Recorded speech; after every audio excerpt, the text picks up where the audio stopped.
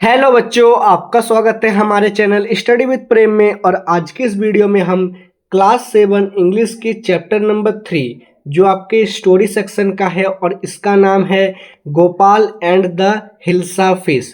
इस वीडियो में इसके सारे क्वेश्चन और आंसर को देखने वाले हैं। आप लोग इसे लास्ट तक जरूर देखिएगा। चलिए क्वेश्चन नंबर 1 को हम लोग स्टार्ट करते हैं। तो यहाँ पर क्वेश्चन नंबर 1 क्या है, तो ये जो टॉपिक है ये है आपका है वर्किंग विथ द टेक्स्ट में। ठीक है, क्वेश्चन नंबर 1 है answer the following question. Answer the following question है। आंसर द फॉलोइंग क्वेश्चन का question number 1, why did the king want no more talk about the hilsa fish. तो जो king है वो हिल्सा फिश के बारे में और ज़्यादा बात करना क्यों नहीं चाहता था। तो इसका आंसर लिखेंगे, it was season of hilsa fish and everyone was so obsessed that they could not resist themselves from talking about hilsa fish. तो जो वो मौसम था ना, वो मौसम हिल्सा फिश का मौसम था और एवरीवन जो है, एवरीवन अर्थात सभी लोग हिल्सा फिश के बारे में बातचीत कर रहे थे और उससे ऑब्सेस्ड अर्थात जुड़े हुए थे। Everyone around the king was talking about hilsa fish, मतलब किंग के आसपास जितने भी लोग थे सभी लोग हिल्सा फिश के बारे में बात कर रहे थे।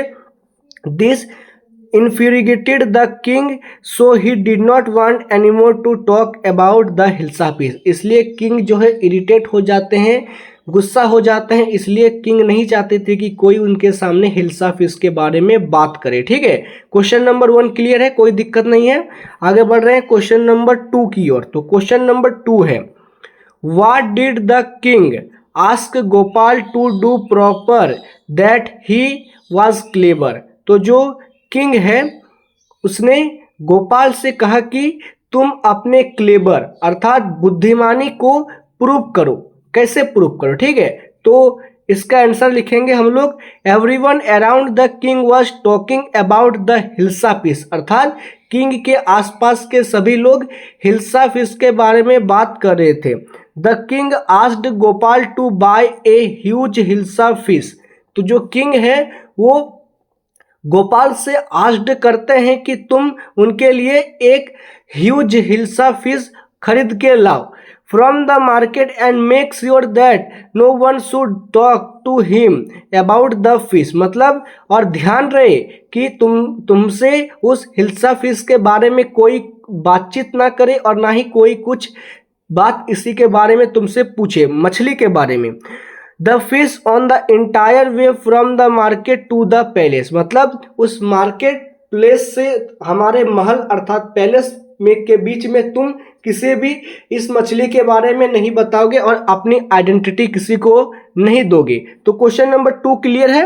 क्वेश्चन नंबर 3 है। क्वेश्चन नंबर 3 को पढ़िए पहले क्वेश्चन को, what 3 things did Gopal do before he went to buy his hilsa fish. तो गोपाल कौन सी 3 चीजों को हिल्सा फिश खरीदने से पहले करता है। ठीक है, तो इसका आंसर हो जाएगा, Gopal did the following 3 things before he went to buy hilsa fish. तो गोपाल इन 3 चीजों को करता है हिल्सा फिश को खरीदने से पहले।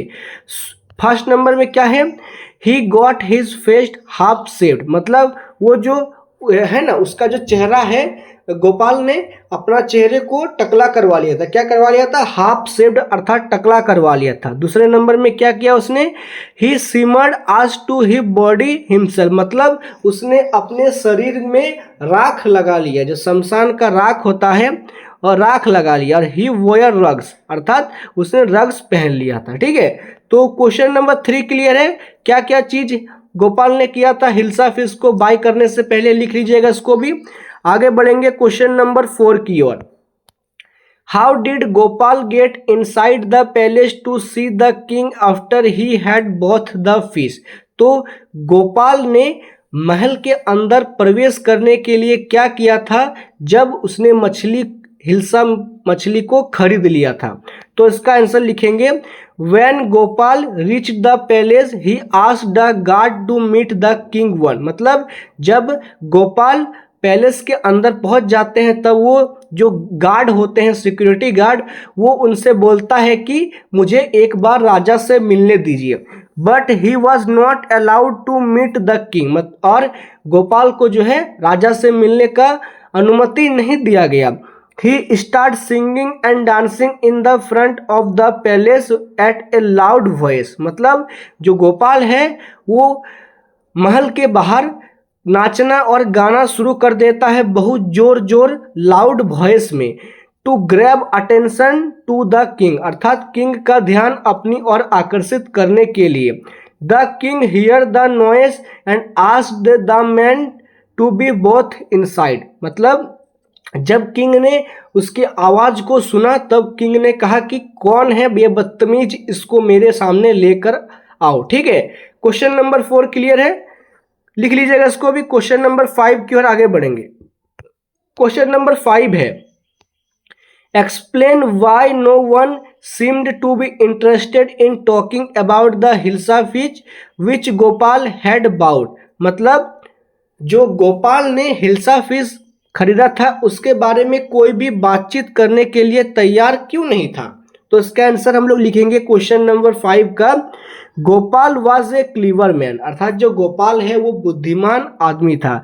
ही used his preference of mind, he used मतलब जो गोपाल है वो अपने प्रेजेंस ऑफ माइंड का यूज करता है, अपने बुद्धि का प्रयोग करता है।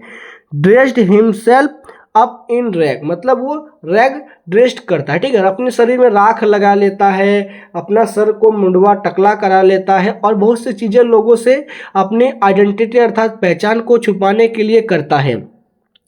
simmered as on his half-shaven face and body to divert the attention of the people from the fish he bought। वो लोगों से फिश, उसने जो गोपाल ने फिश खरीदा था ना, हिल्सा फिश, वो चाहता था कि लोगों का ध्यान उसके इस फिश की तरफ ना आए, इसलिए उसने फिश को ज़्यादा महत्व न देकर अपने शरीर को जो है तरह तरह के डिजाइन दे दिया, जिससे लोग जो है उसके शरीर को देखने लगे, ना कि उस फिश को। People were more interested in his appearance than the fish. वही बात है जिससे मैंने आपको समझाया, लोग उसके फिश से ज़्यादा उसके प्रेफरेंस में इंटरेस्टेड होने लगे, मतलब उसने क्या पहना है और उसका सर टकला हो गया है। ठीक है, तो क्वेश्चन नंबर 5 क्लियर है, इसको भी लिखिएगा।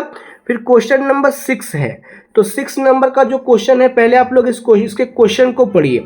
तो 6 नंबर का क्वेश्चन है, राइट ट्रू और false against each of the following sentence. तो यहाँ पर आपको कुछ सेंटेंस दिया हुआ रहेगा, इसमें आपको ट्रू और फॉल्स सेंटेंस का करेक्ट चुनना है। ठीक है, कौन सा ट्रू है और कौन सा फॉल्स।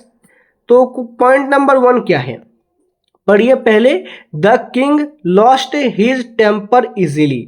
तो जो किंग है वो अपना टेम्पर बहुत ही जल्दी लॉस कर देता है, अर्थात उसका जो गुस्से पर कंट्रोल नहीं है। तो ये जो है बिल्कुल ट्रू है। ट्रू है अर्थात आप लोग यहाँ पर लिख सकते हैं TRUE, या आप लोग टिक भी लगा सकते हैं। देखिए नीचे इसका आंसर भी लिखा हुआ है। ठीक है, तो क्लियर है, ट्रू हो जाएगा। फिर दूसरे नंबर पॉइंट में आंसर होगा, गोपाल वाज ए मैडमैन। तो क्या गोपाल एक पागल आदमी था।